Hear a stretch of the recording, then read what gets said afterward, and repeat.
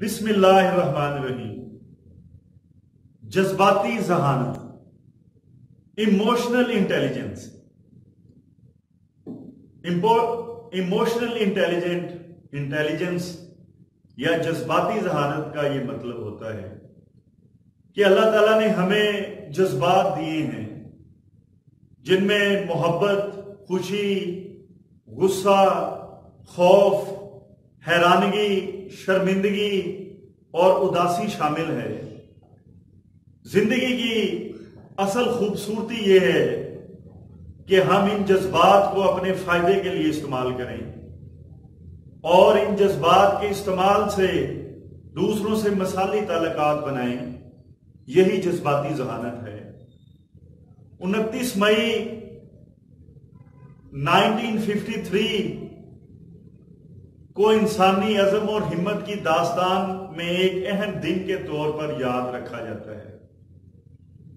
اس دن 29,000 fit بلند دنیا کی سب سے بڑی چوٹی ماؤنٹ ایورسٹ سر کی گئی اور اسے سر کرنے والے کا نام سر ایڈمنڈ ہیلری تھا۔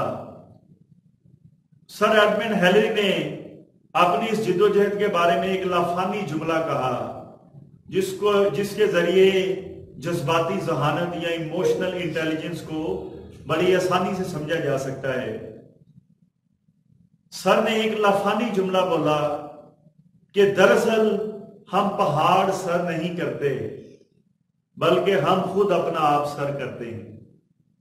جس شخص نے ماؤنٹ ایورسٹ 29,000 فٹ بلند چوٹی سر کی تو اس کے بعد اس نے ایک لافانی جملہ کہا کہ ہم پہاڑ سر نہیں کرتے بلکہ ہم خود اپنا آپ سر کرتے ہیں۔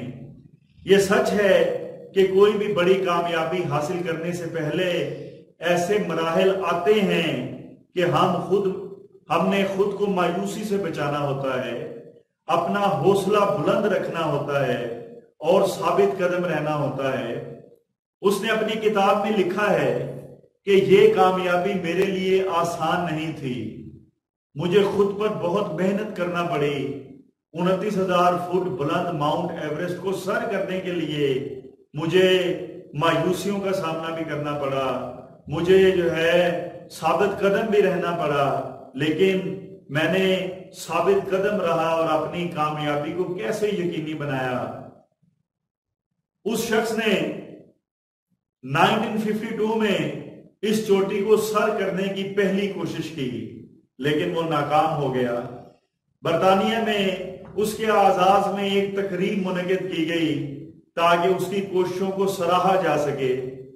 جب تالیوں کی گونج میں اسے اسٹیج پر خطاب کرنے کے لیے بلایا گیا، خطاب کرنے کے لیے جب وہ اسٹیج پر پہنچا تو اس کے ذہن میں یہ خیال آیا کہ ابھی وہ ناکام شخص ہے، ابھی اس نے ماؤنٹ ایورسٹ کو سر نہیں کیا، ابھی وہ ماؤنٹ ایورسٹ سر کرنے میں کامیاب نہیں ہوا، ابھی اس نے ناکام کوشش کی ہے اور وہ ابھی ناکام شخص ہے، اسے ہار نہیں ماننی چاہیے۔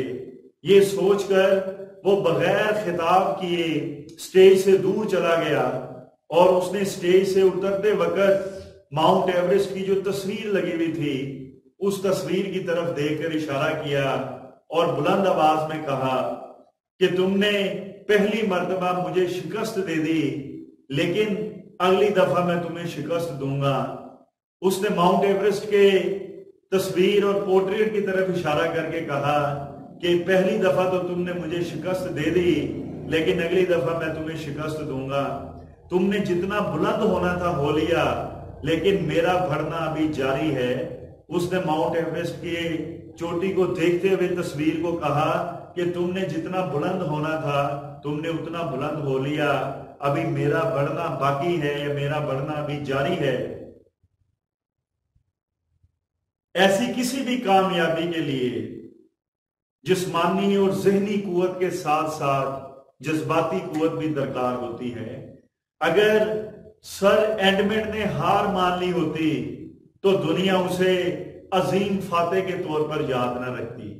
یہ جذباتی ذہانت کی ایک بڑی مثال ہے، یہ جذباتی ذہانت کی ایک بڑی مثال ہے جس میں ایک شخص نے ہار ماننے سے انکار کر دیا اور دوبارہ کوشش کی اور 29,000 فٹ جو ہے وہ ماؤنٹ ایوریسٹ اس نے نئے عزم کے ساتھ، اپنے نئے جذبات کے ساتھ، اپنے مثبت جذبات کے ساتھ اس نے دوبارہ جو ہے وہ ماؤنٹ ایوریسٹ کو سر کیا۔ یہ جذباتی ذہانت کی ایک بڑی عمدہ مثال تھی۔ تو جذباتی ذہانت یہی ہے کہ ہم اپنے جذبات کو اپنے فائدے کے لیے استعمال کریں۔ ہمیں اللہ تعالیٰ نے خوشی، غصہ، حیرانگی، شرمندگی اور اداسی کے جو جذبات دیے ہیں، ہم ان جذبات کو اپنے اوپر ہیوی نہ ہونے دیں، بلکہ ہم اس جذبات کو پازیٹیو استعمال کریں۔ اس کو ایموشنل انٹیلیجنس کہا جاتا ہے۔